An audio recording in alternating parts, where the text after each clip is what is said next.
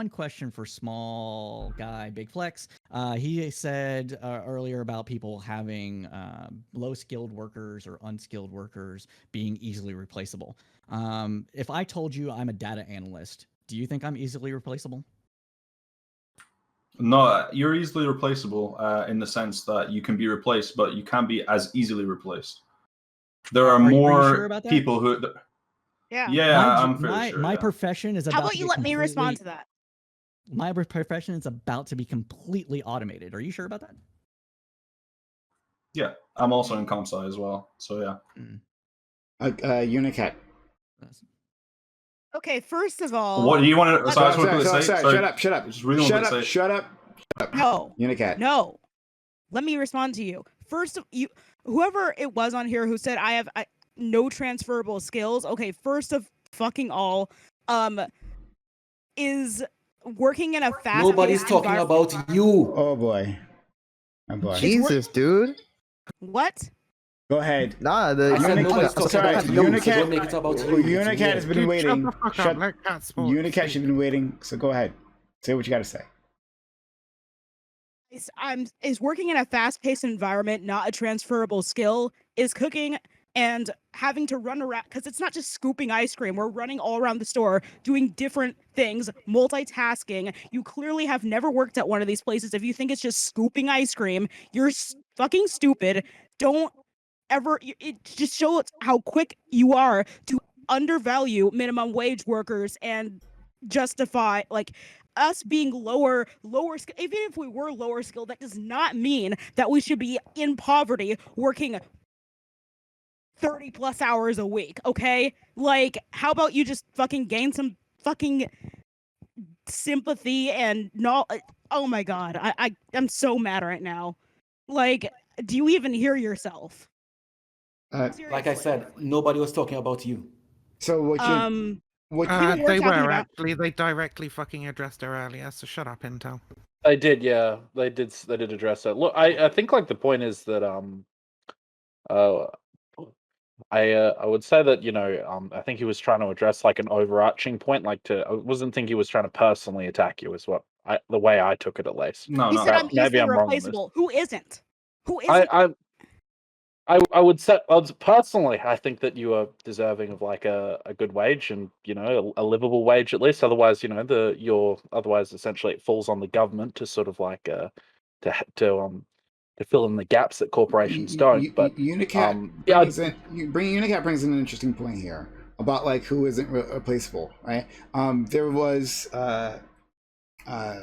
these IT professionals, right? I guess server administrators who are running Disney's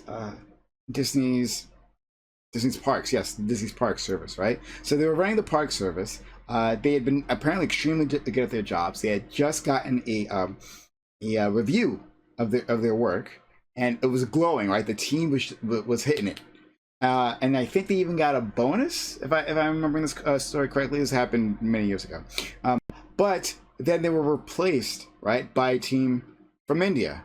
They flew them in. They got them those visas, right? They flew them in, and they had to train their replacements before they got shit canned. But that's a job that's easily replaced, right? So, like, is this replaceability? Yeah, can I please respond? Sure, go ahead. Well, actually, I just wanted to say I got to go real quick. Prime, thank you for kind of addressed that. Prime, thank you for having me on. Sub to Prime. Yeah, have a good one. That's Prime. I just want to put out the caveat with that story. I don't know if like they were specifically using. Hold on, dude. Hold the fuck on, dude. Seriously, shut the fuck up. Hold the fuck on. Polar. So, from my understanding of H-1B1s, is that you have to demonstrate that there's like a vacancy and you can't find like American workers. So it may not. I think there's a little bit more to that story, and I may pull that up, but I think it's a little bit more complicated. So they were just like replaced by like foreign workers. But I kind of understand. Server administrators, you can we don't have those here in the States, right? That's not a thing. We definitely have those, and the very fact, right? Like, first, I've heard stories, and I don't want to like go too deep on that, but I've heard stories that like this requirement has been completely fucking ignored by companies, right? They just say that you haven't found anyone, and then they replace them. That's my understanding of that, but I'd have to like find an article to be absolutely sure of this. Okay, Small guy, you can fucking reply I was now. just gonna say they'll keep a position open for a year in order to get that H-1B1 visa. Yeah. Okay.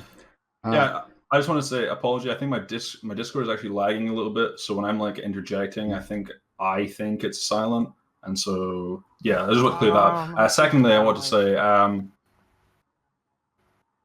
sorry. What? Oh no, I was saying maybe you should go away and fix that before you like get on a panel with like 20 people. Then. Okay, finish your point. Yeah, maybe I'll look into that for you, man. Yeah. So again, Vivian's a woman. Vivian's a woman. Vivian's a woman. Just so you know, Vivian's a woman. So. Oh, apologize. Apologize. I didn't know. Apologize. Yeah. And so I lost my train of thought. Yeah. I have worked many minimum wage jobs.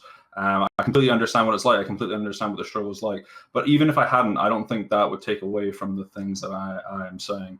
I just I kind of in disarray a little bit, kind of getting shouted down and stuff like that. I don't know.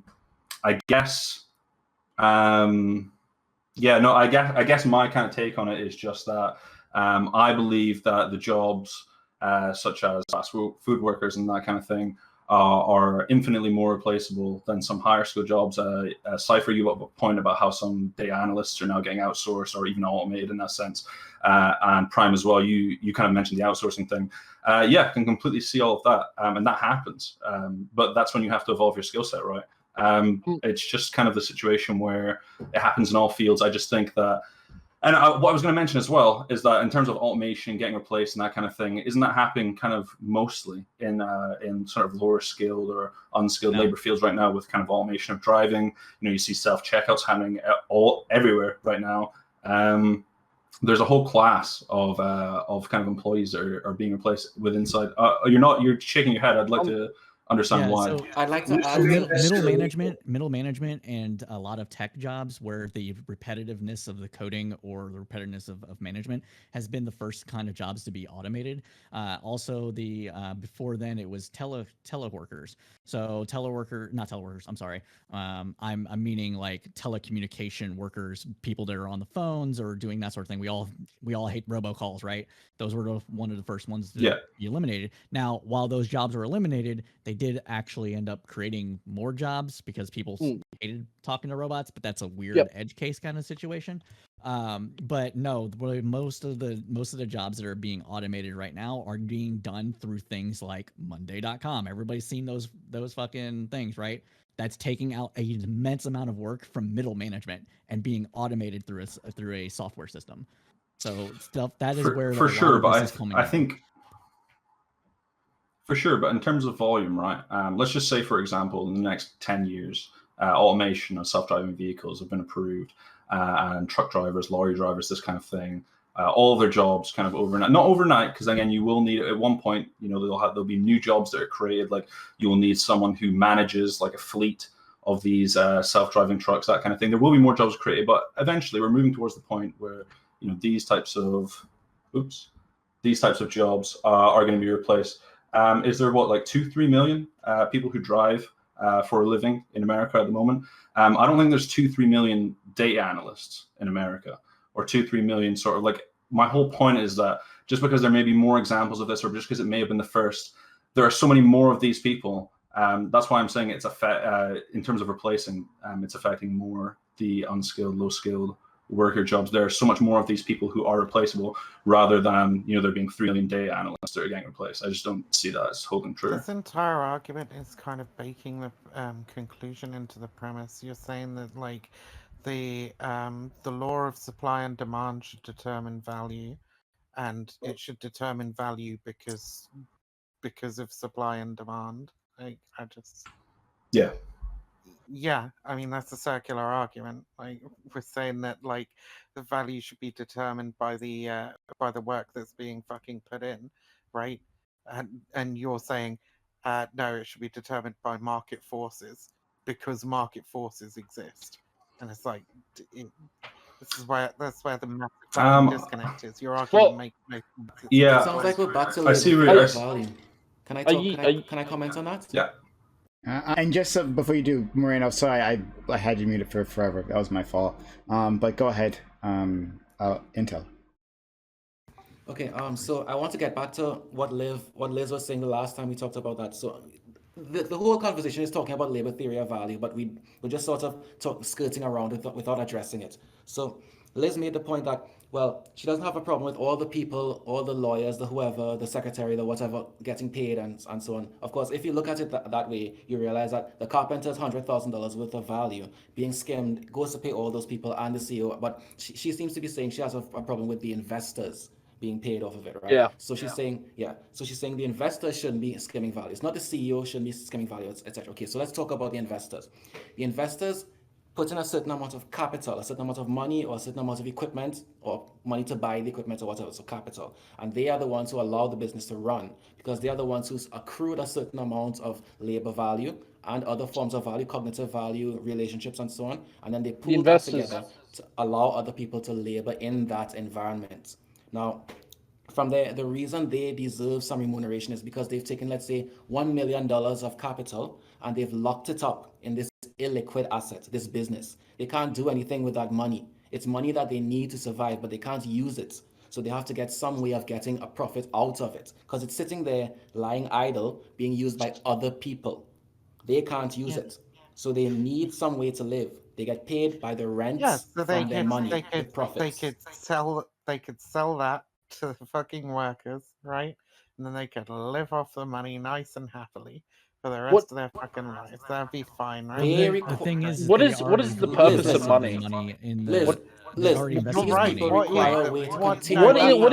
is the purpose of money if you That's a can't really use it to like important- invest? If you can't use it to like invest That's in a like other really people's labors? important question.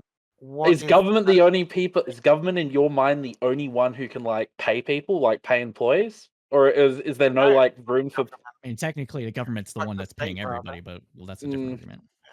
Look, what I'm saying is, right? I'm saying abolish private property. Okay. The only reason that this is a fucking problem, right, is because you have people who are like trying to make money by owning shit. We're saying that that's immoral and that like people should be able to earn shit through like working for it.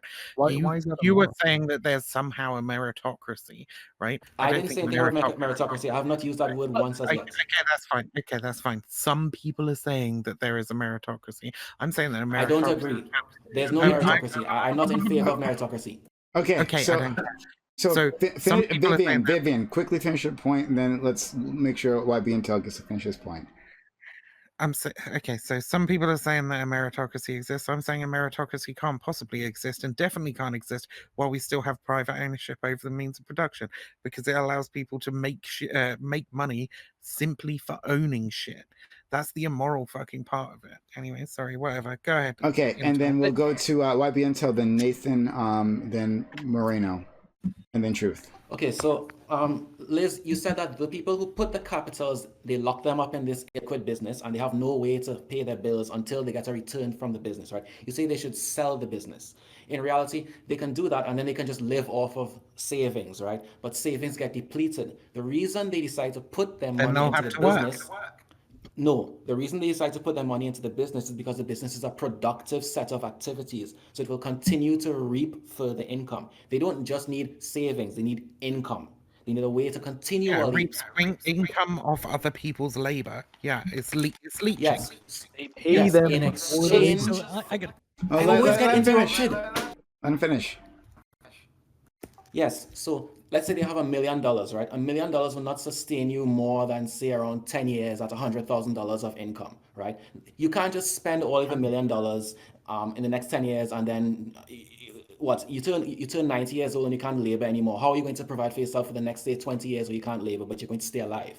You have to have it in some productive asset. Now you're saying it's not right for them to be able to put it in a productive asset and continue to reap an income. They need some income, right? It is so they go and they offer a voluntary exchange. They say, okay, we will take I have worked for 90 years, right? And I have accrued $1 million. I'm going to take my $1 million and I'm going to put it in this business. I'm going to hire you to work with my capitals. You will produce value and I'll skim off the top as my income because I can no longer work. I'm literally an old person. I can't work.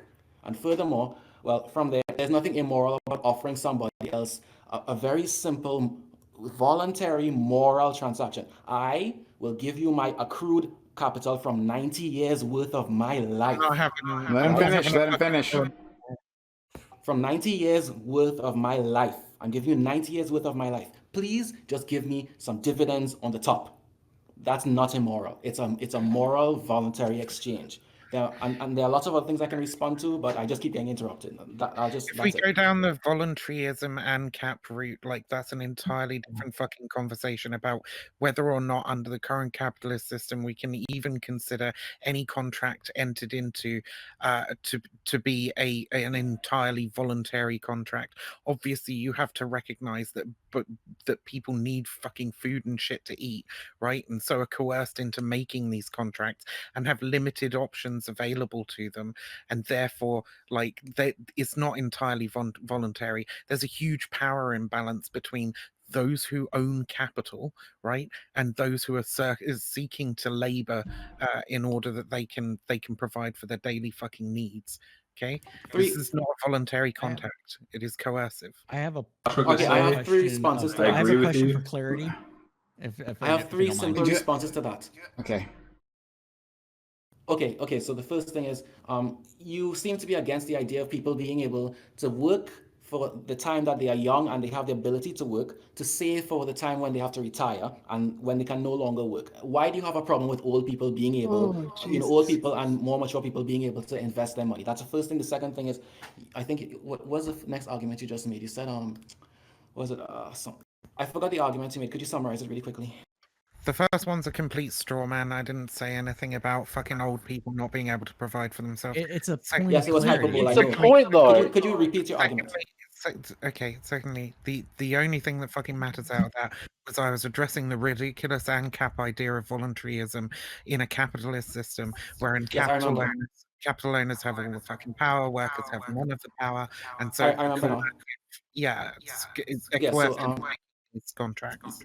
Yes, so you made the argument in terms of what is. You said in the current configuration that we use in the West, there's no way for us to have pure voluntarism.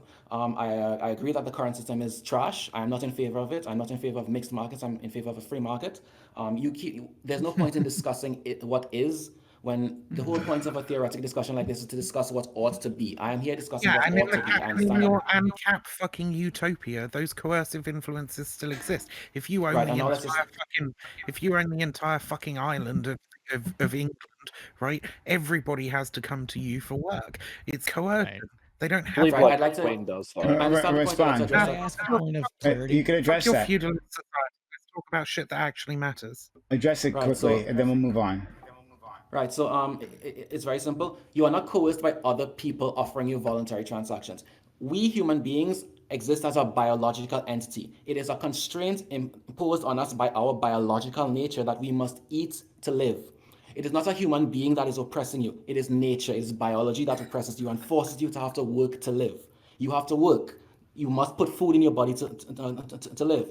Yeah. The only way to get food is to produce it. To produce, you must go and use your hands and pick something from a tree or plant something in the ground and do labor to get what you need to live. It is not other people oppressing you there. That is biology, that is nature. That is the point of technology and science to free us from the constraints of biology. Biology is our oppressor, not other people. We need to work against biology with science and with reason. That's it. Amazing. That's a based response, and it's not a based response. It's fucking stupid. I said if one person fucking owns everything, right? This has nothing to do with like biology and nature and shit. Yes, I'm well aware people need fucking food to live. So do the capital owners. They also need food to live, but they've got all the fucking food and we don't have any. And so there's a coercive relationship there. The people who have none can't enter into a voluntary contract. They have no choice but to enter. But this technically isn't true. You can choose to be forced. Your utopia is fucking feudalism. Let's go to point of clarity. I'll just ask very quickly, whatever it is, very quickly. Then I want to go to Nathan. So this is just a yes or no question to basically Vivian. Are you against people like Mark Cuban who go out and help businesses be formed and actually are managers, or are you just as well as capital investors? I have no idea who the fuck Mark Cuban is, but I have no problem with people taking up leadership positions in organizations, as long as those organizations are democratic, the leadership positions are necessary for the job that's being done. So if that answers your question, then good. I don't know who Mark Cuban is. Just for one other quick point, and I swear I'm into stuff. So if somebody, to give an example, if somebody takes like say $1 million and says, "Hey, I'm going to invest in your company, but I'm also going to work there and help you make this company better," like entrepreneurialism is what I would call it. Are you against that in the same way that you're against people just throwing money at it and then taking money off the top? I mean, we're getting very confused here between like current systems, ideal systems, and well, I mean that's that happens right now. Like, so yeah, sure, right? But like when I'm talking about how we should abolish private ownership, if you ask me like, should we have investors if we abolish private ownership? Obviously no. Like that makes no fucking sense, right? Everybody is an investor at that point because everybody has a stake in the company that they work for. In the current system, I don't necessarily have like a massive problem with the idea of investment, but I do think that like the buying and selling of stocks and shares allows for a certain level of like market manipulation and extraction of resources from the laborers that is immoral. Okay, all right. So we're going. Thank you. We'll go to Nathan, Moreno, Truth, Polar, Dan. Okay, so there's so much to fucking say. I gotta organize my thoughts. First of all, we can. I appreciate Truth in his part, really trying to focus on what we should and can do. He's like on the opposite side of like a spectrum versus like the Among Us ANCAP that's arguing for like voluntarism. But besides that, yeah, I mean, some specific things we can do. I brought up the ratio. I brought up the fact that in the 60s we had 21-1 as the ratio between CEO pay and the workers. In 1989 we had 61-1. We don't need 293-1. We don't need that ratio. Okay. And also, big thing, want to address this point made a long ass time ago. We're not asking for these people that like work like, I guess, replaceable jobs some people have described to make $1 billion, right? What we're trying to do is let them live. What we're trying to do is have them pay rent. Okay. So if they need a $15 minimum wage in a company that can afford it, then so be it. So be it. I don't see that as proving harm. But yes, serious things we can do. We can put a cap on the distance that you can have between your lowest paid worker and your pay as a CEO. We could do that. We can pass legislation to do that. Other things we can do, there is the Stop Bezos Act, which said if you had workers that had to have welfare and food stamps to survive, etc., you pay the bill. You're not paying them well? Okay, you pay the bill. Get that shit off the taxpayer. I'm 100% for that. There are serious things we can do. And finally, I really want to address this Among Us guy. I saw you mad at me in the chat, but you're talking about coercion and shit. I'm going to take this little analogy from a streamer we all love, dear. If we were on a plane and we crashed and we both survived. You were asleep. I was awake. I collected all the coconuts. I said, you have to suck my dick to get a coconut. I have an answer to this. You're wait. And I'm just you biologically are being oppressed, right? You need to live. You need to eat. I have the resources. Much like how in society currently we have the resources, and I have the numbers to say it. We have the resources to make sure everybody's insured. We have the resources to make sure everybody can eat. We have the resources to do a ton of things, but we are simply refusing to do it. We are holding back. And then we get to these ANCAPs to say, well, it's the biology oppressing us. But would the biology not be oppressing you in that scenario? I mean, you need to eat. I have a dick to be sucked. I mean, like, it seems like a voluntary exchange. Very simple. Can I respond to that? Yeah. It was directed to you. Then we'll go to Moreno. You're next, Moreno.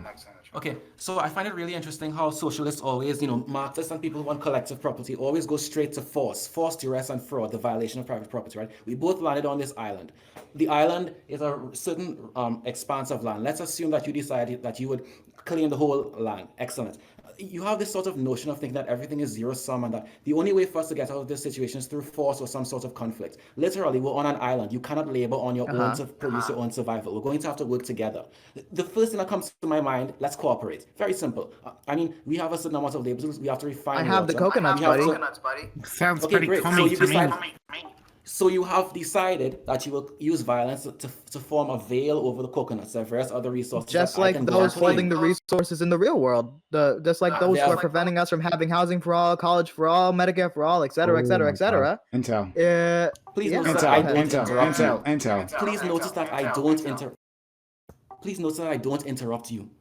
Okay, so the first thing that comes to your mind is how to use force to subjugate the other person, rather than the first thing that I think of is how to just cooperate and voluntarily engage in the production of the resources for our own lives, right? So the first thing I'm going to do is I'm just going to, there's water on the beachfront. There's various other ways to get food. There are animals. There are crops other places. There's not just one coconut tree.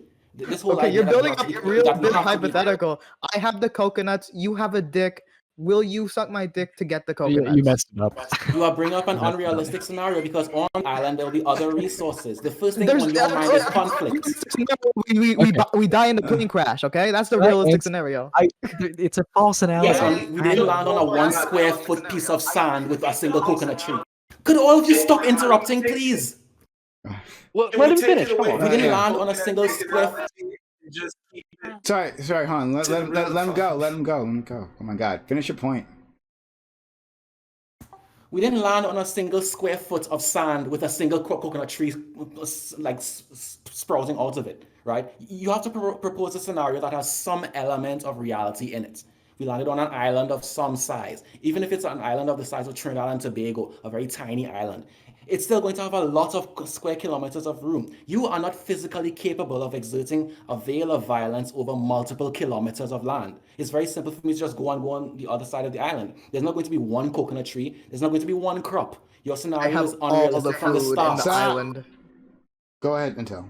Your scenario is unrealistic from the start. And moreover, it demonstrates the way that the first thing that you think of is a zero-sum approach to trying to use force rather than having production and voluntarism. It's the entire approach that you have. Okay, all right, Moreno, you got an answer? Okay. Yeah, I have a couple things to say. The only type of meaningful definition of coercion that I think exists is that someone is threatening harm against you if you don't do something. So I point a gun to your head and I say, if you don't work for me, I will shoot you. That's coercion. That's not what capitalism is. What capitalism is if you don't work for me, I will do literally nothing to you. There is zero action from me to you. It's the absence of causality. Comparable would be like, you want my kidney, you're already going to die because you don't have I'm not causing you to die. You're going to die because of kidney failure, but I'll offer to give you my kidney if you pay me $10,000. That's not coercion, at least not any type of meaningful sense of it. And I will absolutely bite that bullet that's not an actual type of coercion. So you own all the things that people need to fucking. I'll answer the coconut. I can answer the coconut one. So the coconut island scenario where you both arrive at an island and then one guy gets there an hour faster than you and picks up all the coconuts. The reason why that intuitively sounds bad to us is because clearly picking up a coconut isn't sufficient labor to have like a property ownership. But if we make it like a more comparable situation, like I spend a year building a cabin in the woods, it's all my sweat, blood, and tears into that cabin. And then I'm in there, a snowstorm happens, someone comes knocking and say, oh, I'm going to die if I freeze. I have the right to not let them into my house. And that's that's a much easier bullet to bite. And I think that's why you guys picking up I would say that would picking be up murdering that coconuts person, is a hell of a lot more labor. Wait. Analogies are bad. No one knows them well. Picking up coconuts is a hell of a lot more labor than just fucking clicking a few buttons and transferring. Building a cabin, you think is easier?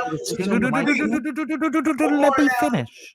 Picking up coconuts is a damn sight more labor than clicking a few buttons and transferring some funds out of your fucking bank account. Okay. Where do you get the funds from work you did. It's a transfer. Not You have to necessarily, follow. no. In most Not instances, necessarily, may- no. Quite may I- often it's through work that other people have done, right? Quite often it's through either inheritance or the fact that you No, that's owned a property in minority. which other people labored and gave you some of that fucking money. Okay, Vivian, how That's- about you May, mentioned may I earlier respond to people- Michael after Michael says something? Sure.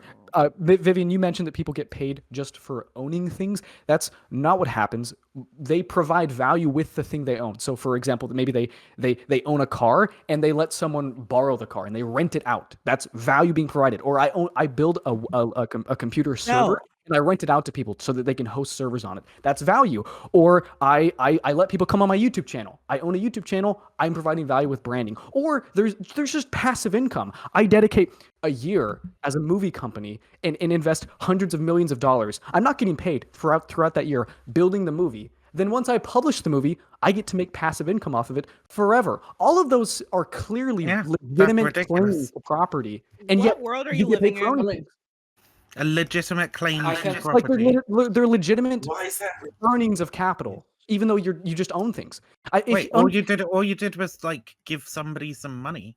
Like fucking, you didn't do anything. Yeah, That's but where'd not you fucking. get that That's not money? fucking labor, dude. It's Do you like think? everything I Do you just said, think you didn't money? think Okay, okay. Look, if money is stored labor, Holy right, shit. which is essentially what the argument that's being made here is, if money is stored labor, then that makes it Stored even more value, fucking not the immoral. same thing. Stored Okay. value. So without funding, things don't happen. Like, let's say you have a dream video game you want to make, but you need to be able to hire game developers for that. And so I give you a loan of $1 million, so you get to make your dream happen. Clearly, I've contributed to that project. You would have never been able to do it without the money that I invested.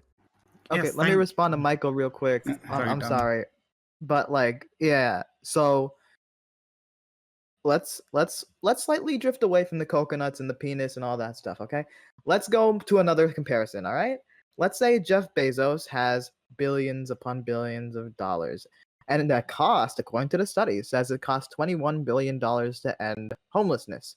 Now, Jeff Bezos, as the individual, has the resources, but then purposely chooses to not let him in. Kind of like your cabin, your cabin analogy. Now, to think about your cabin analogy, right? And even think about the Coconut Island, going back to that.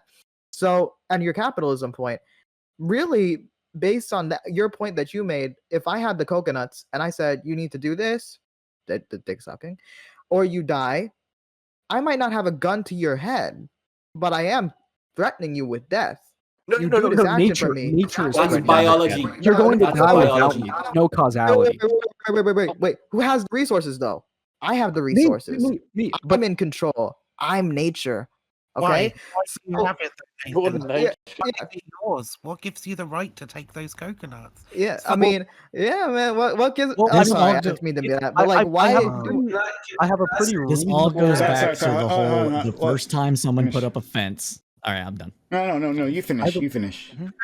I was just Okay, gonna say okay. this all goes back to the idea So- that the first time that someone put up, it's me. Oh, okay. I meant Moreno to finish. Sorry, Moreno. Okay. Yeah, You finish your that's why point. I was okay. Okay. Well, I was going to say that I have a pretty reasonable account for when you deserve to own coconuts or houses, and it's when you have built it, when you've invested enough labor. Now, obviously, there's not a clear point. Like most physical things, there's going to be like a blurry line and some gray areas. Like, is picking up a coconut enough to own it? Maybe not. Is building a cabin enough to own it? Yeah, it is. And so, like, my axiom is that if you build something, you deserve to own it. I don't give a damn about your utilitarianism, what's for the greater good. I care about human rights. And it's very morally intuitive. And I think you're just lying if you disagree with me when I say it's morally intuitive that building something warrants you owning it. So you care about no. inconceptive So liberty. hold on. Sorry, we got other people on the list, right? So we're gonna go to Truth, Polar, Dan, Leader, Nuke.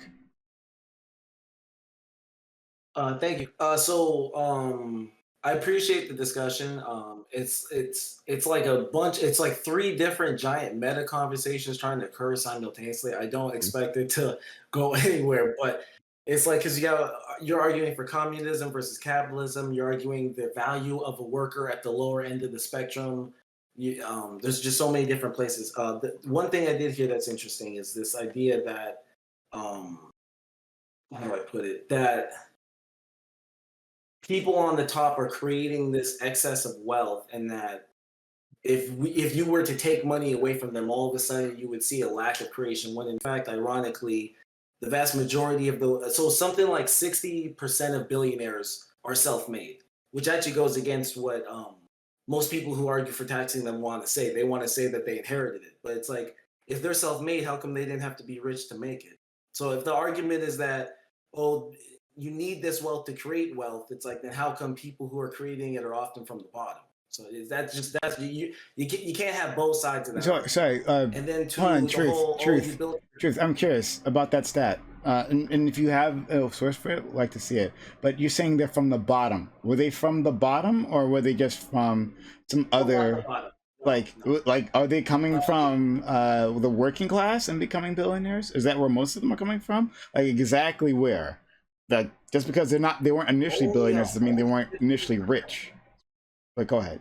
Yeah, only 15% of that 60% are actually from working class. 45% are from millionaire class. So yeah, to your point, even 2/3 of that group still had some. Even they didn't start from even close to the bottom. So I wanted to land on. So when we're talking about property ownership, I think we have to be honest here. Almost every piece of land, if not all land in history, is conquered land. You can't start talking about rights to property. Nobody has rights to property. No, they're all dead. Bringing up Native Americans. Not all of them, but it's not a real thing. Nobody has rights to anything. Everyone has been the product and benefited from some genocide and conquering a long time ago. So just don't even do the moralistic, oh, I built this cabin. No, that's not real life, though. You killed the dude who was there first. If I go out in the woods and I build a cabin, I'm not killing a Native American. No, I'm just saying, historically, if we talk about the inheritance of even nations' economies, there's colonization, there's oppression, you cannot go there. It's 2021. There's no log cabins. So it's like, no, there is a lineage of inheritance of decades of empires and families building and accruing wealth. Suggest that you can. That's why I said fuck analogies, because when you make it that sounds so romantic. I sat on the hill and built a log cabin. What? What are you talking about? Bill Gates came from a 2-parent household where they both earned 6 figures and went to a top-performing school. Elon Musk's father owned emerald mines from black labor in Africa. No, just stop. No one built a log cabin. That's my point. The richest man on earth, the two competing for it, comes from wealthy white families. You made your point. That's not a fucking coincidence. There's no log cabin. I'm not saying Bill Gates didn't work his ass off. He probably has a stronger work ethic than most people. Same with Elon Musk. That doesn't mean they built a log cabin. It means that their dads built a log cabin, and their dad's dad built a log cabin, and their dad's dad. All right? You can't do that. That's silly. That's why I said fuck analogies. No one has rights to property. No one did. Also, nobody wants to deny you a log cabin in the woods. Like, have a log cabin in the woods. You need a house to live. I just think it's really interesting you mentioned fences, right? Because I was the one that mentioned fences. You should totally. I want to say this last bit, because people always say, "Oh, I'm entitled to keep my money." What makes you think you're entitled to keep your money? Where'd you get it? Oh, I was born in America. What? So you came out of a vagina in a nation. How'd that nation get there? How come you're protected on that land? Why is your mother not under threat? You don't know what you're saying. No one's entitled to territory. What is Genghis Khan? What are you saying? You're not entitled. I can tell you what I'm saying if you would stop with your monologue. No, seriously, make it make sense. Make it make sense. I can make it make sense. Okay, all right. So existence on territory, and no one will come and hurt us, and we can protect ourselves. No, that's not what happens. That's why people build nations. So we're past this, bro. So let Moreno respond to this, and then we can go to Polar. Okay. The questions of colonization in land that's been inherited from colonization is an important discussion to have, but it's an orthogonal one. The reason why I bring up these analogies about cabins, it's just to see if we can establish some starting premises, philosophical axioms that can ground the type of society we want to build. I think it's very morally intuitive to have the axiom that if you do build something, you should have a property claim to that. That if you're concerned with any type of serious notion of liberty, which I'd hope you are, you're going to have some type of property right there. Now, as far as the claim that the majority of land that is currently existing has been colonized, I don't even know if that's true. That's kind of debatable to what degree it is. But second, I think that all the Native Americans who owned land that it was stolen from, like they're dead. We can't give it back, unfortunately. I mean, their descendants are alive. Yeah, shit. Their descendants, this is like- their descendants are alive, but I don't see Shouldn't a go down this path. philosophical.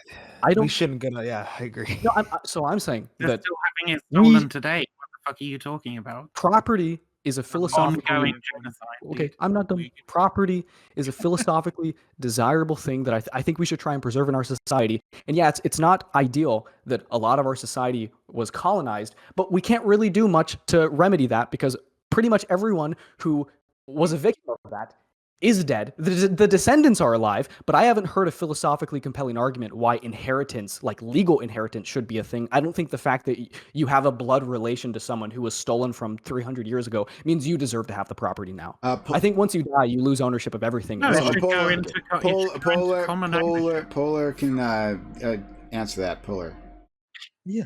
So I was just gonna. There are a lot of points here. So, for example, when we think about coercion, okay, coercion, I would say, is not always bad, right? So, for example, a parent this may conflict with the definition that Michael presents, but like, at least in my definition, a parent may coerce their child into going to school, but we don't necessarily see that as a negative thing, right? So to expand on the example that was given earlier about the coconuts, let's say you wake up like days, 3, 4, 5, like months beforehand, and you have your own coconut farm. Maybe you worked for it real hard. Then the other person wakes up and the same thing goes on. It's like, well, I worked for these coconuts really hard, and I'm going to be like, hey, you know what? You have to do this action for me. It's the only action presented to you to live this way. I would think of that situation as coercive. Now, I can also agree with YB Intel and say that biology may be coercive as well, but that's not to say that the other individuals engaging in society can't act and be coercive in the same way. I would also think about, like, when we think about ownership, I would say ownership is irrelevant in the example of whether or not like the situation is coercive. And I would go further to say that, like, what if ownership of property comes at the conflict of everyone else in that area? Let's say if multiple people show up, right? Like, is your right to property outweigh everything, like their will to live, like whether they need food or not, like all these things. And I would say I just disagree with those axioms completely, but that may just be that truly is a fundamental difference between us. I want to respond to that, please. Touch on for a fucking while, which is like, when they said about fences was enclosure. That was right? me.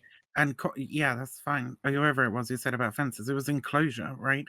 We had fucking riots here in the United Kingdom over the enclosure of common lands, right? Which was literally land that the people nearby just used, right? They held in common to get their wood, to graze their animals, blah blah blah blah blah, right? And then it all got fucking fenced off and was then owned privately, and people had to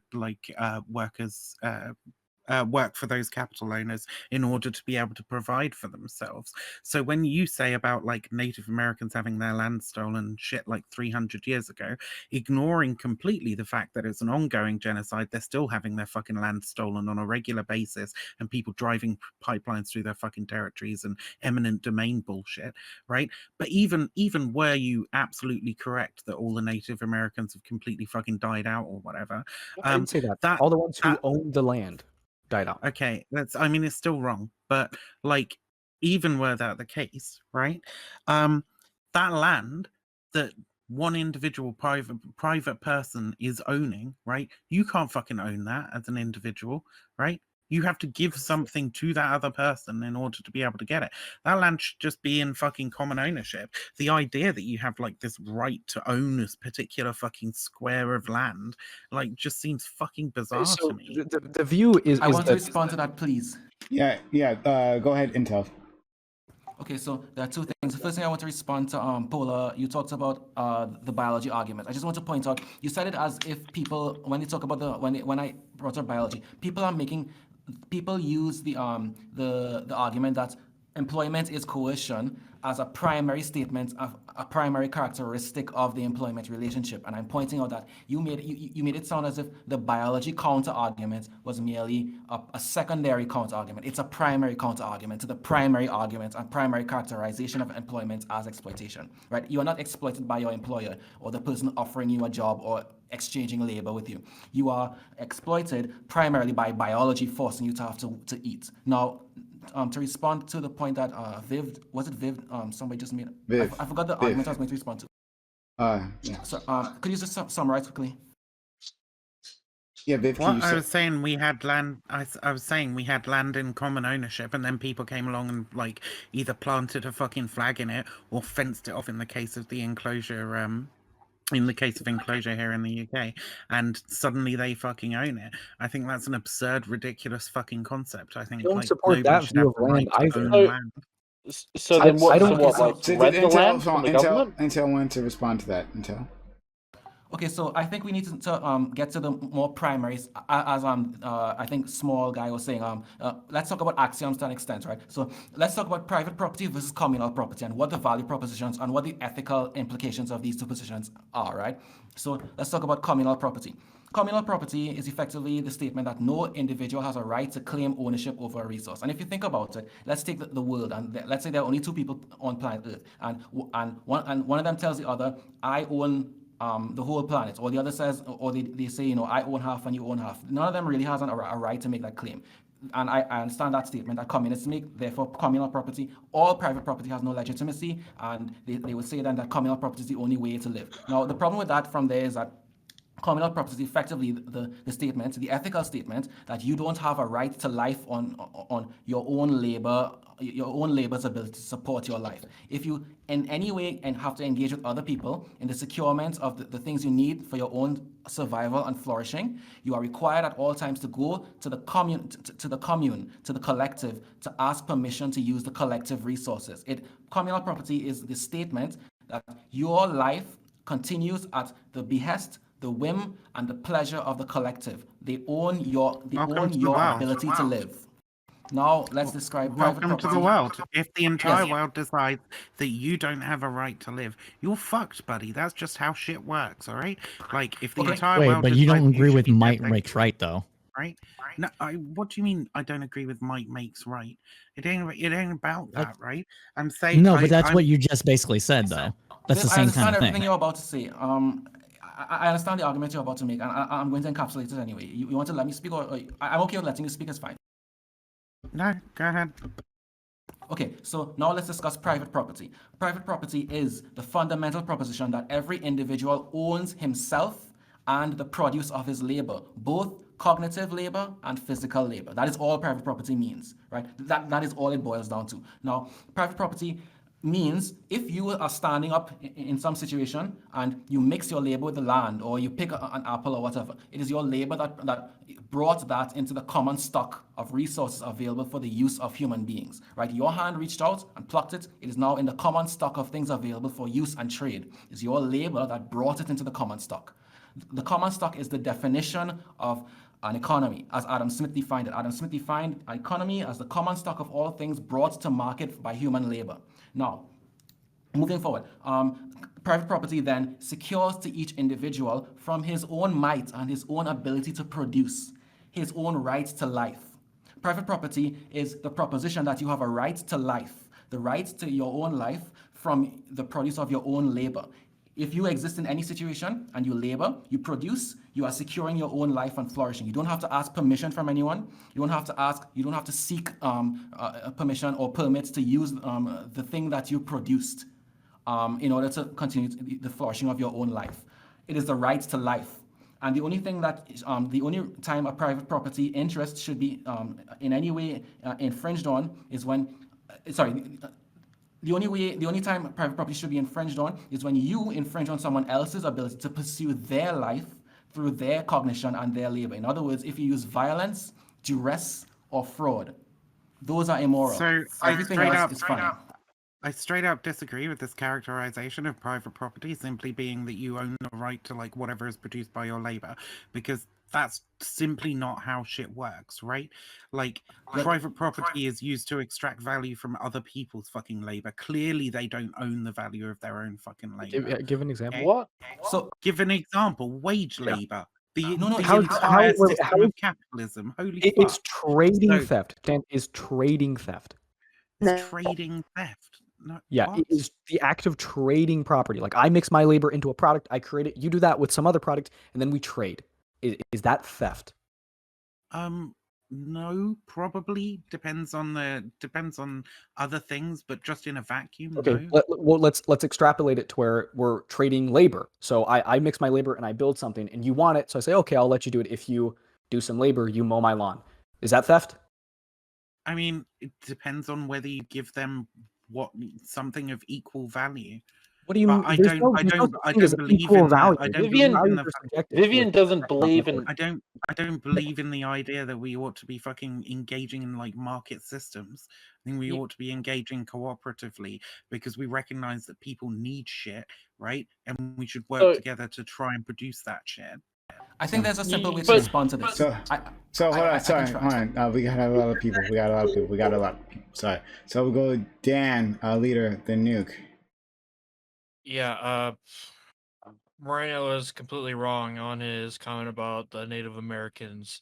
Even in a legal standpoint, the United States lost a case against the Sioux Nation in 1980 to where they were over the land that was considered to be the Black Mountains, where you have modern day Mount Rushmore, and to them, even with that settlement, these people are still will refuse anything they can until they get their land back.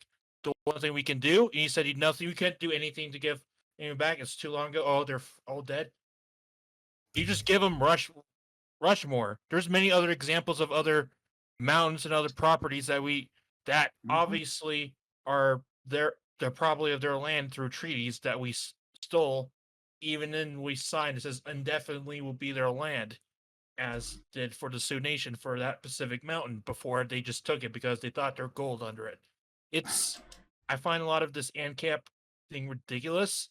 I don't think much of your ideas of using it through philosophy doesn't even make sense on a economic standpoint and even through what I explained through a legal standpoint also. So, before we say anything else, Wicked Supreme, thank you for the raise. 72 people. That's awfully kind of you.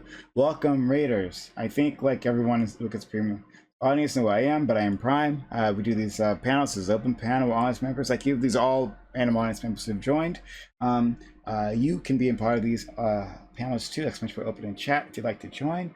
But anyway, we do these panels all the time, 6 days a week. Don't want you to miss out. Hit that follow button right now if you have not done so already.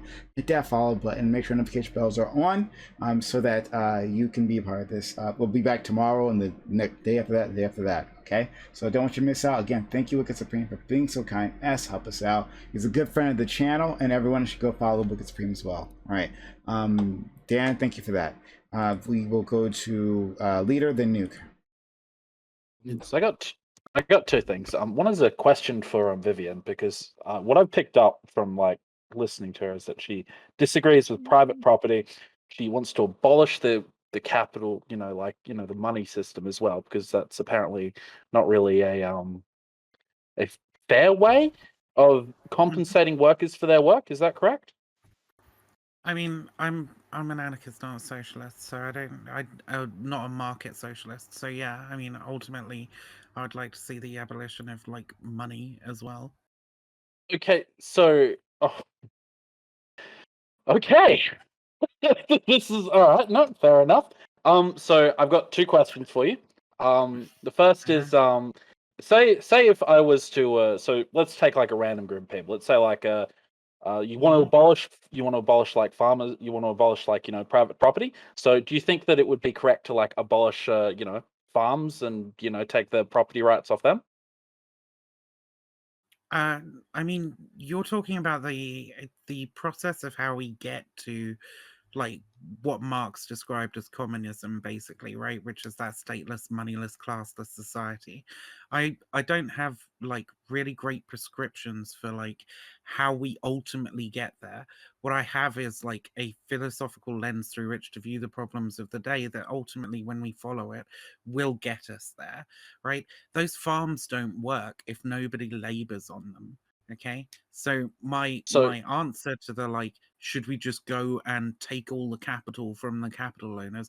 I would like to see things happen with as little violence as possible, and any violence be only purely in self-defense. So when so my prescription is always to try and build local community-based power, right? So if you build up as a community the ability to be self-sustaining outside of the capitalist system, right?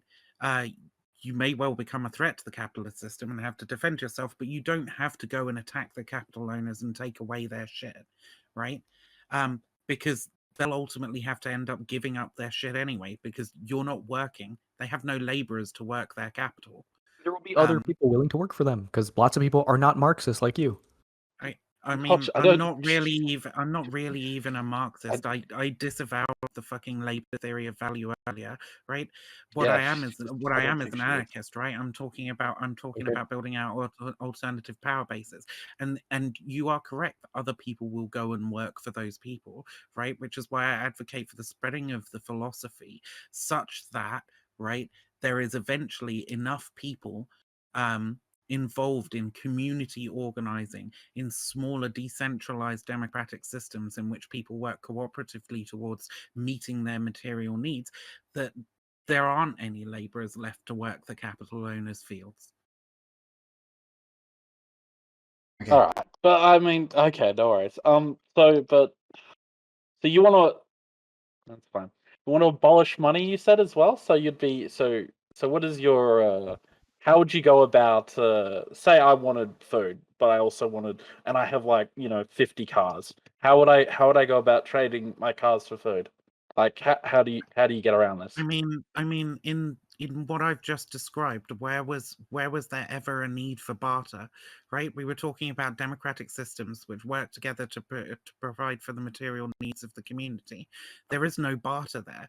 There's simply the democratic system, right? Saying, hey, these are the things that people need. How do we get them to those people? How do we provide for them? That's it. Right? Well, so would it just be like slavery? Like if the community decides we need someone to do a job, you force them to do it? No, you can't force people to do fucking unless you want to have Well, actual. what if I'm in this slavery. community It's and certainly I not don't want to under do the? It's liberal democracy without calling it liberal democracy. Okay, so you say you can't force people. You can't force people to do things against their will. So it's still liberalism in the. So if you can't force people to do things against their will, then we don't have to talk about bartering or capitalism. In an anarchist society, you want me to do something, and I don't particularly want to do it, so I'm going to need some type of reward for it. Boom! Already, your moral philosophy doesn't allow that. You don't allow people to interact with each other.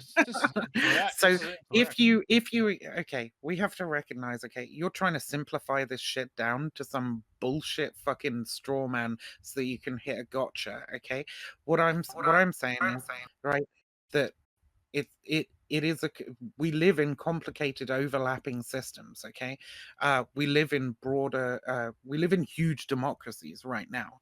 Okay, which I would argue aren't fully democratic at all, because the larger a democracy is, the more people it disenfranchises. As we move down the chain, right, and we have smaller and smaller democracies, smaller decentralized communities, okay, there is always the problem in democracy of tyranny of the majority. All right, where you have even in a democracy of 3 people, one person could be outvoted all the fucking time and never have their will or their will represented, right? But in smaller and smaller democracies, you have a much easier time moving from democracy to democracy. If every single democracy only consists of 3 people, it doesn't take up a lot of space, right? You can move down the road to a democracy that does the question. How do you handle scenarios where people are wanting to trade? We are going to go hardcore into. Answer the question. We're going to go hardcore into anarchy right now. Oh boy. So it's fine. I can say why it answers the question. Okay, just allow me that at least. Okay.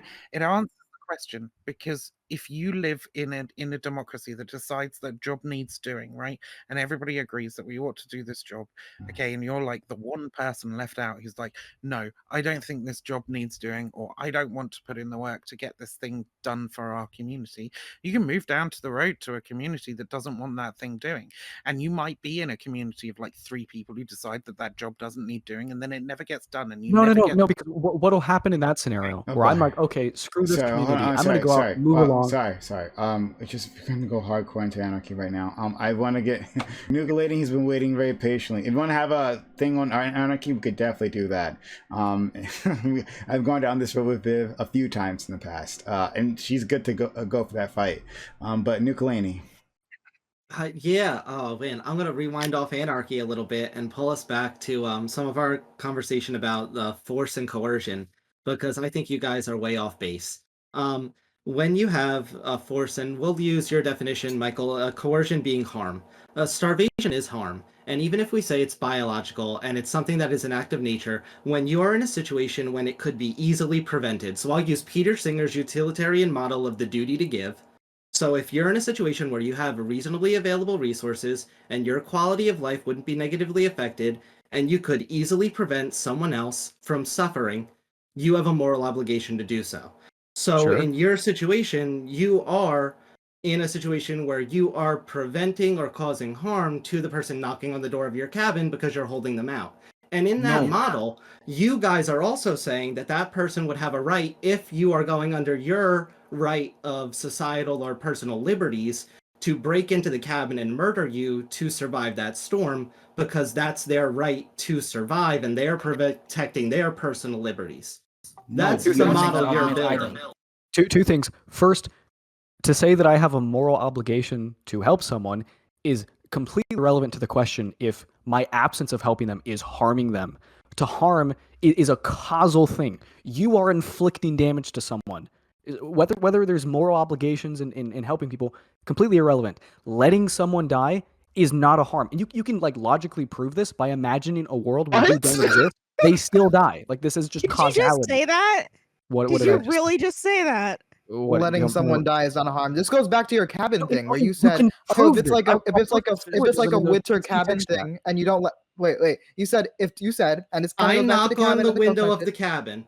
You see me outside in the storm dying. You say, I don't want to let you in.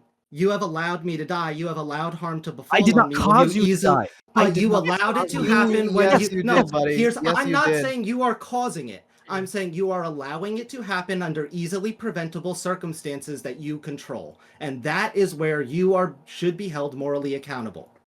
Yeah, you can say I'm a legally. terrible person. Maybe you're not morally committing a accountable, yes. crime. Maybe you're not deliberately hurting someone, but you are committing a act It's that all is right. He making just you lesser he morally. just agreed Probably. with you. He said you can say I'm a terrible person. So Yeah, you Okay. can. Obviously, Right, you're he a terrible person. recognizes. If we're Obviously, talking he about right, recognizes though, the moral responsibility. There you go. Done. Easy. So on No, the I things do not you brought recognize up- a moral responsibility at all. we I let want people to do the argue moral that. things Yeah, all the I time. know you That's not don't, but you want Being fucking told, shut you up. want slavery back. So No, I don't want me not helping you is not No, you slavery. assume. no, not you, you fucking dipshit. You the fucking forcing me to help ANCAP. you is slavery. And What? Well, Wait, well, repeat they're that. working Repeat that. for me. Yeah, sorry. Let's Can I- yeah. can I- Let's You just hold now on, said hold on. you Let's want the definitely democracy. understand, hon. So just so we understand, and spell out completely for us how we are forcing you to help is slavery. Explain exactly what that means, please. Well, I can argue this. slavery is indentured servitude. It's forcing you to do some type of labor without your consent. If you force me to work for you or help you or expend my labor for you, like my What? property that I built, that's obviously way closer to slavery than me literally doing nothing to you. And You letting are I you can die. argue this point as well if you Can I like. ask a dense. Give question? me an argument. Give me an argument. I just Can I- gave you an can I- argument. Well, why it's hold slavery. on. If you expand the argument, not just knocking at the door. Okay, there's a guy 1 mile that way in the snow. He's gonna die if you don't go to get him. Sure. You got to go get him because you guys are looking at the simplistic. He's right there at my door. I could save him by opening the door, but that can be expanded upon to the point where you got to go save him. It's your duty. As a matter of fact, that's actually a rule in Alaska. If you see somebody out on the road, you actually do. It's your moral duty that has nothing to do with if the question of if you are harming someone, if you're violating their liberty. And that's the criteria for me. People can do immoral things in my book. They just can't harm each other. And letting someone die, a kid's drowning, you walk by them, you let them die. You're not killing him. Can I, People are already Nick, drowned. can I ask Nick a question? Go ahead. Yeah. Yeah, Nick, I'm wondering, every time when you walk down, I'm not like I don't know nothing about you, just met you just now, so hi. But every time you walk down the street and you see someone who's homeless asking for money, do you give them money? Me, I'm pretty broke, but I have been in a circumstance where somebody has interacted with me through a dating app, and I found out they were homeless, and I helped provide them food and housing for a couple days, and helped them get in touch with state facilities, which was something that was within my reasonable means and circumstance that allowed me Ew. to help their situation out. I think it's my moral duty to do so. Yeah. Well, what I'm saying is, right, so say, for example, like, I don't know where you live, so I don't know how many homeless people you see on occasion. But you said you're pretty broke. If you could you spare like $1 each time you saw a homeless person, or do you see too many homeless people for that to be feasible? I think if you're talking about a specific example like that, like if somebody walking through the poor sections of LA or Philadelphia, I think that's not a reasonable execution to make for somebody of like a lower working class. For that person would be better off working in a food kitchen or working for a volunteering organization, because that would be something reasonable within their means instead of $1 Yeah. every time.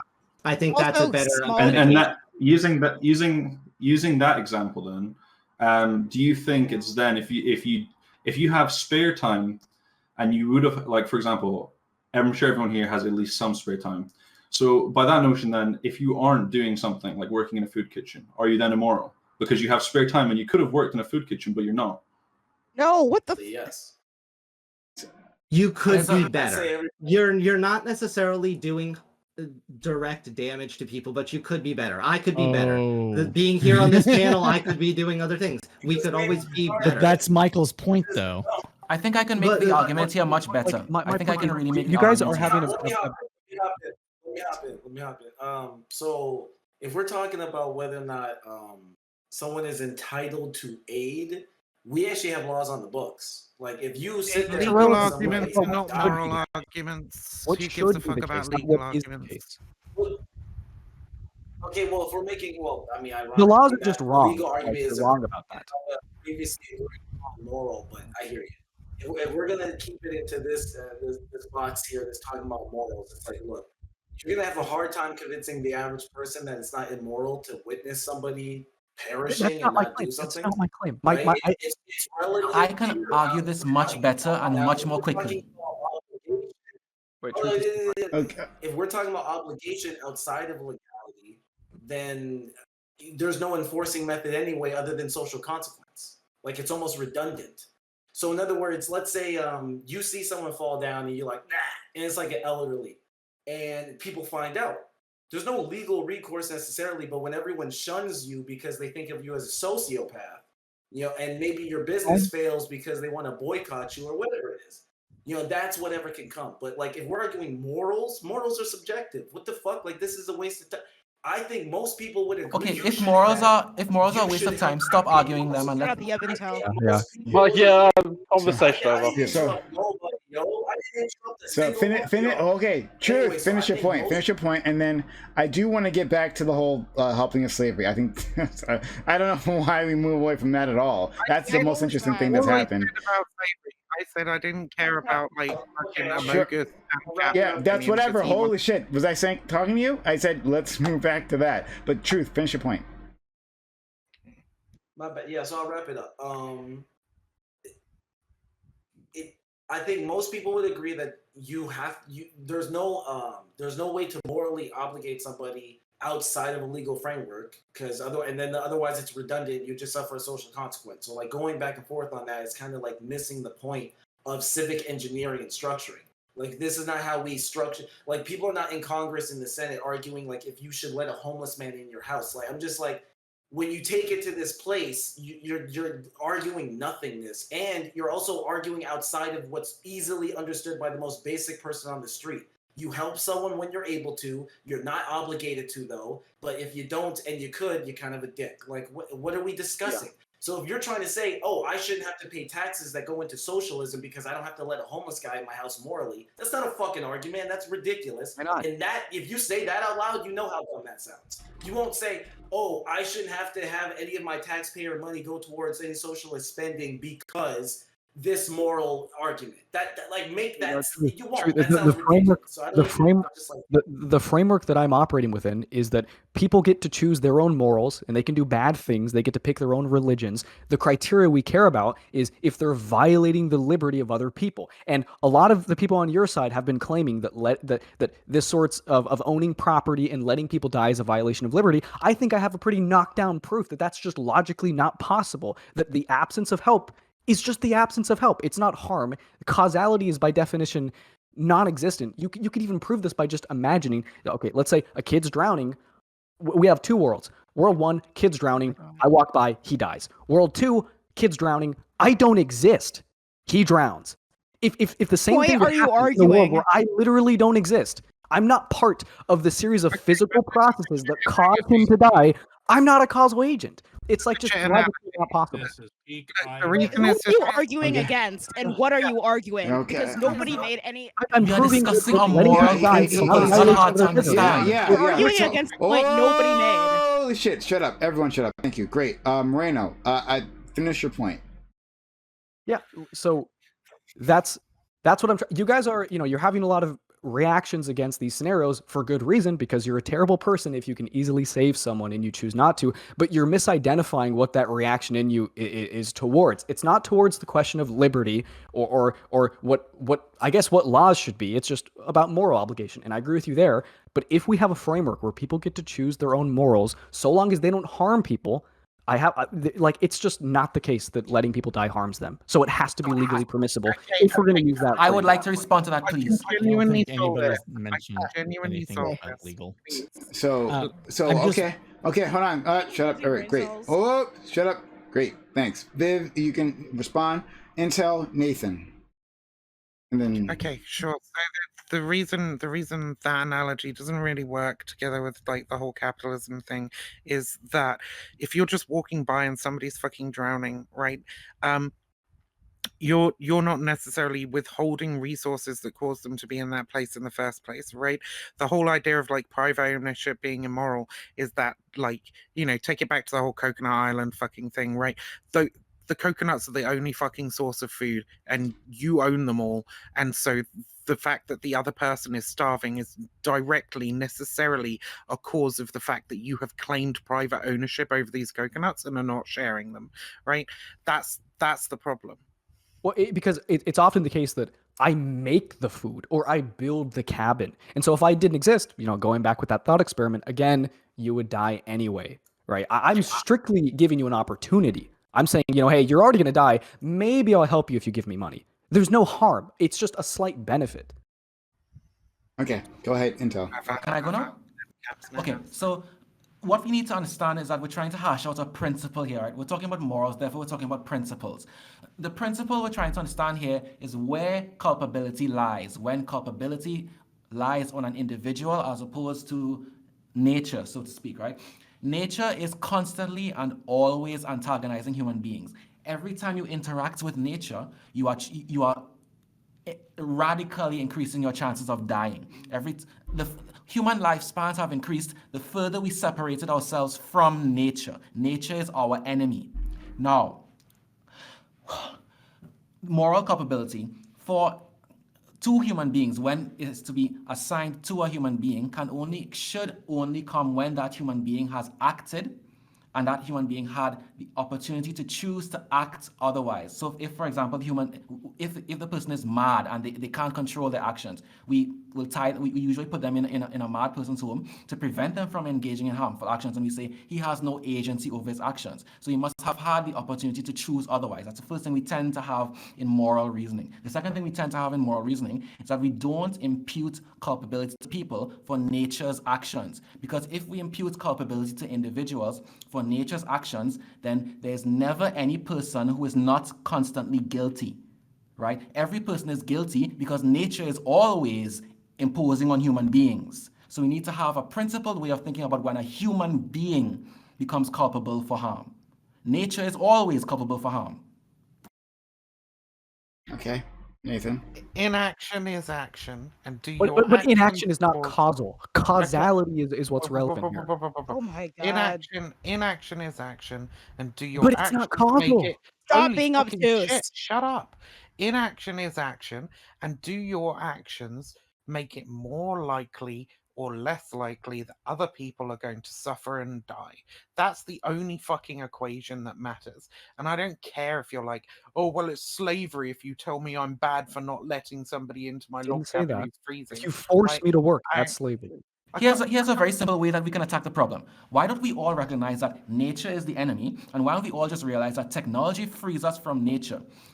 Every time we find new technology and we increase our lifespans and we push nature away from us, we increase our lifespans and we increase wealth, we increase the amount of resources, and we make ourselves just let me finish. And we make ourselves safer, and we get rid of the incursions of nature. So instead of us sitting here and looking at the current level of technology and saying, well, okay, we need to think of culpability as imputing the actions of nature on people, and we need to look at lifeboat ethics and impute a snowstorm in front of somebody's house and say that the person inside the house is culpable for the fact that nature impose a snowstorm on this other person. Why don't we just realize that what we should do instead is continue to improve technology so that we are further and further isolated from nature, so we don't have to worry about snowstorms. This is the point. Stop being obtuse. This is based. In time, It's honestly. sort of based, but Okay. That's a little. So, yes, we should increase technology to make lives safer.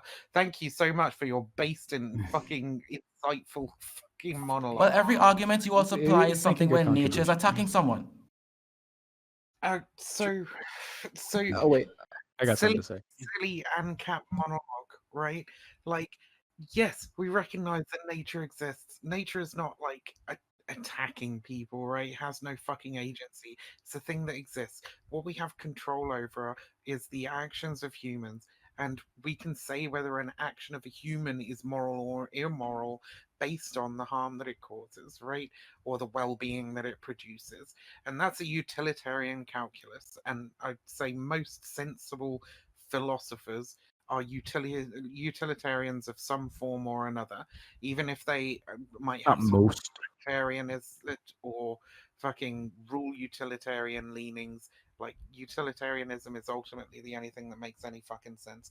So if your actions and inactions are actions cause harm, then you fucked up, okay? That's an immoral act. But Vivian, you're not engaging I'd like with to the respond argument. to that. I've given an argument why it just definitionally is not causal. Inaction is an action, but it's the absence of causality. So you need to engage with that argument. It seems like what's happening is I'm making arguments, and you guys don't like my conclusion, and so you're just rejecting the arguments, which is backwards reasoning. I would also like to respond to that. You're saying you're saying it's not causal when in fact it is, because your choice not to help somebody resulted in their death. No, it didn't cause. Okay, the fact that I can change something does not mean that my refusal to change it causes it. Like, causality is a specific, and I gave you a very useful philosophical method to test if something is causal. Imagine a world where I don't exist. Does it still happen? Yes. However, that's not the world we exist in, is it? The world we exist in is the world where you do exist. The world where you're refusing help to somebody that you could otherwise provide. Okay, so causality is like a physical thing. It's a list of physical processes that make an event happen. The fact that I could change the timeline and change it does not change the fact that the current timeline where I don't is not causal. I'm not in that list of physical processes that make the kid die. So I don't cause the kid to die. I'm not causing kids in Africa to die right now. I'm not causing it to rain in New York right now. So let's go to Nathan. Okay. So you might not be causing kids in Africa to die, but I would say our the governments of the world not allocating resources efficiently is. But besides that, let me engage with some of these ideas, okay? So you gave the log cabin analogy. In my view, if you I like to focus on the real world. If you have the means to stop somebody from dying, yet you refuse to do it because freedom, I view you as responsible. You are a co-conspirator with nature, I suppose. But let's do like another hypothetical. I don't like going on these super long hypotheticals. But if you had like 2 children in front of you, there was like a kindergartner and a fifth grader, and the fifth grader was curb stomping the kindergartner, and you were standing there, a grown man, you're just watching that, you're like, and that kid is injured or dies, I would consider you responsible. Now, I understand your hypothetical. What happens in a world where I was not there? Would it still happen? This is the thing with dealing with ANCAPs and their philosophy. I don't give a fuck. The real world, wait. The real world is a world where you have the ability to act. Now, when I'm talking politics, I'm talking on the grand scale. I'm talking about how our government has the ability to act to end poverty, homelessness. The government has the ability to cover the basic needs. Our government has the ability, the funds, the resources to have opportunity for all our people. Yet we are refusing to do it. We are having elected officials that refuse to do it. The blame is much more on them than I would say the average voter. But that's what I'm saying. That's what all these analogies are for. We have the ability to act. We have, and this is the difference between a utilitarian and whatever the fuck you are. We have the ability to act. We have the ability to do most good and reduce harm. And yes, I would consider someone dying harm. Okay. Yeah. Wait, Michael. Wait. Okay. So we have the ability to stop death, yet we are refusing to stop death.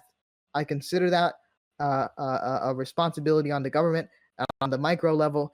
If you have the ability to stop death right in front of you, if you have the ability to stop harm right in front of you, but you allow harm to happen because freedom, you're responsible. You're responsible. You're just asserting that, and you're not engaging with the proofs I've given. On a moral basis of a utilitarian, yes. Okay, we're on different moral areas. Okay, saying that you're a utilitarian doesn't get you out of it. Like this is like when you're in a philosophy class and the professor brings up the trolley problem and that one kid says, "Why don't they just get out the way?" It's like that's not the point of the thought experiment. I mean, the thought experiment of like wait. I understand when we're talking about philosophy, we go through a lot of thought experiments. But if we can think on like the most simple, realistic, personable level, if someone is dying right in front of you, and they're not going to rob you, they're not going to harm you, and you have the means to help them, why the fuck would you not? And if you say that your ethics and your philosophy, wait. If you say your ethics and philosophy are justification for, in your words, being a bad person, in my words, being complacent in someone's death, harming them, potentially being responsible for their murder, I would consider your philosophy that justifies that bullshit, throw it out the window. It's complete nonsense. It shouldn't even be discussed in a serious situation. Choose your own beliefs and choose what you do with your own life and choose your own morality. If your choice allows someone to die, if your choice allows a kindergartner to get curb stomped, all of our choices do that. You could dedicate your life to save up as much money as you can and donate it to kids in Africa, but you don't do that. Hey, Michael, has it ever occurred to you that if someone dies, harm was being caused to them? So you are causing harm by not doing anything. No, because I don't cause them to die. They're the death. The physical cause of one is death. Is not happening because of my actions. Wait. This is really silly because this is not engaging with the argument. Okay, all right. Well, we got like 10 people who want to respond to this. Hold on. A leader, you haven't spoken in a while. Do you want to respond directly to him? Yeah. Absolutely. So, I mean, they were talking about that essentially people have the moral obligation to do something that to help people when they're in trouble. But I don't know. Like I had like a sort of like a real life example of this. I can't remember the exact statistic, but I do know that if problems are on the street, if someone's getting shot, someone's getting beat up, the majority of people just walk on by. It's like, are you if someone's getting like curb stomped physically in front of you and the guy's got a gun, are you immoral for just walking on by? No, that's not what I'm saying, right? The literal description I gave in my hypothetical was it was two people, a fifth grader and a kindergartner, which you had the means and the ability to stop as a grown man. If the person is like curb stomp, like a huge dude curb stomping someone else, they have guns, they have weapons, whatever, and your life is at significant risk, then yeah, it's reasonable for you to not jump in. They look like it can hit people really well.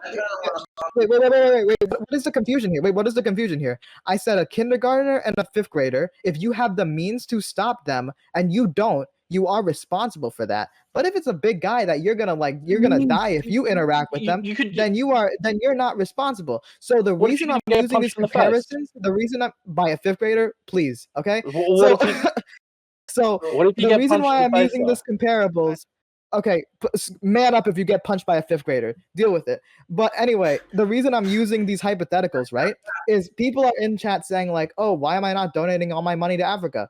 I'm not trying to talk about the individual. We're only talking about individual micro scale things for the sake of these hypotheticals and this silly philosophy bullshit.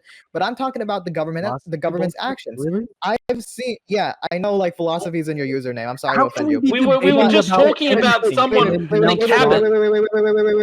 Wait, This was wait, literally just Let about him someone in a finish. cabin. Holy shit, let him finish, please. So the reason I'm bringing this up is because I'm advocating for government to act on a mass scale. Okay? Government, if it has the means to provide Medicare for all, which it does, we're not in a Medicare for all debate, but I can elaborate another time. It does. Should do it, even if it causes taxes, even if it lessens the amount of billionaires. At the core of the debate, this is about billionaires, right? I am more than willing to have taxation to the point that we have less billionaires in the world, not by killing them, but by taxing them, if it means that there is more good done and harm is reduced. Well, thank God we have you to decide. Because when it's really okay to easy, violate but liberty. it's This was all at the start.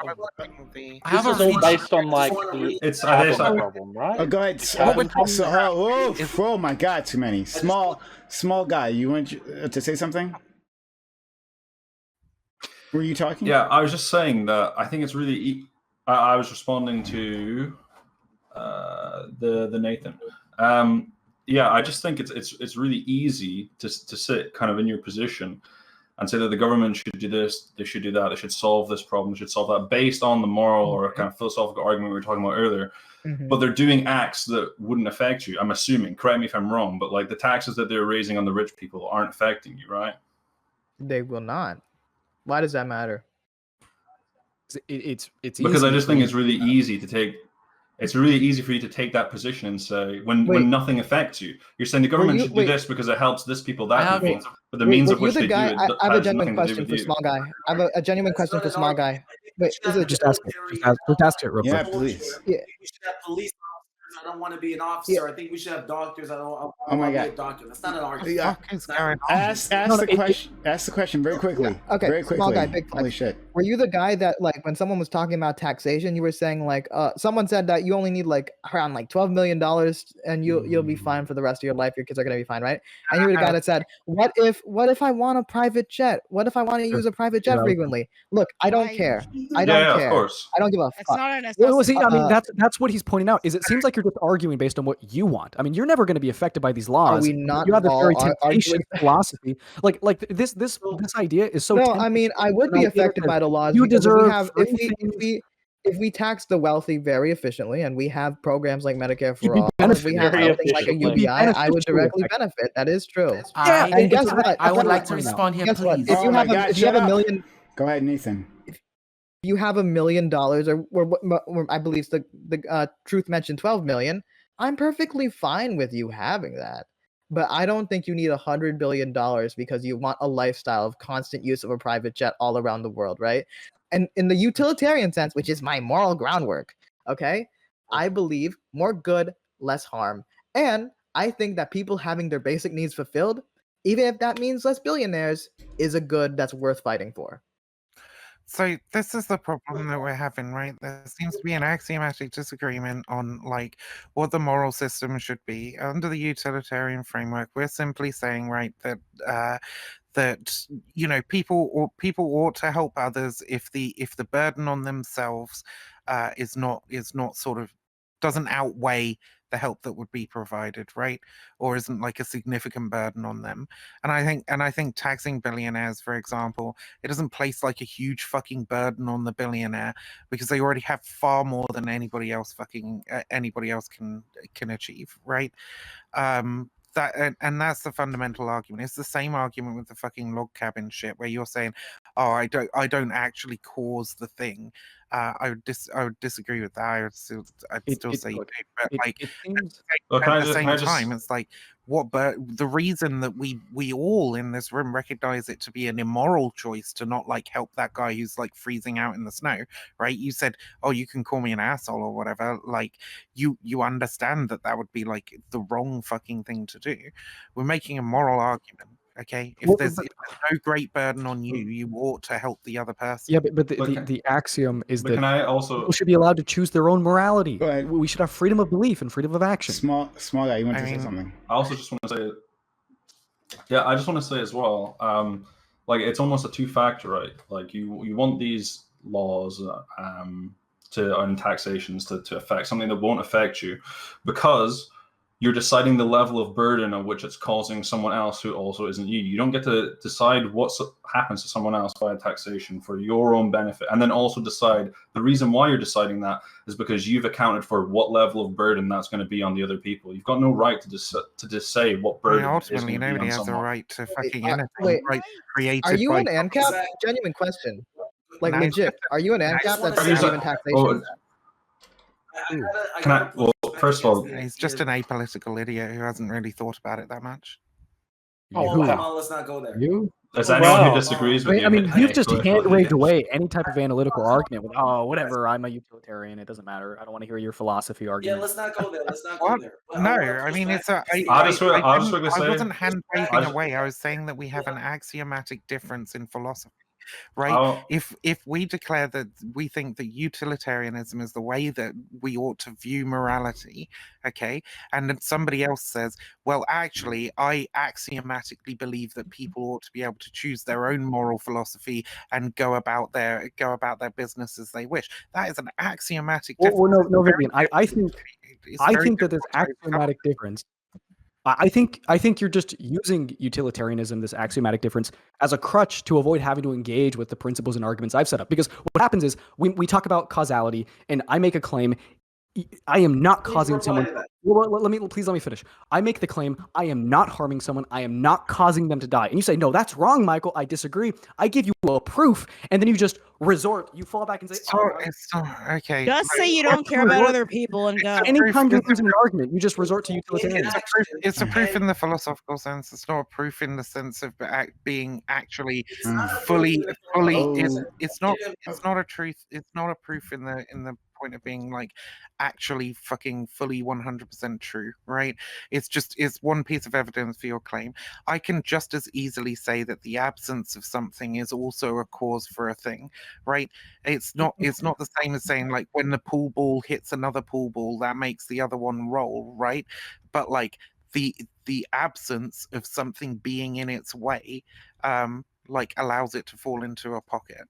Right? These are still causes. Absence of things are still causes. I don't think you got to disagree all that much, though, to be fair. Like at least on like. Well, I mean, he admits that it's an immoral decision to let that person die.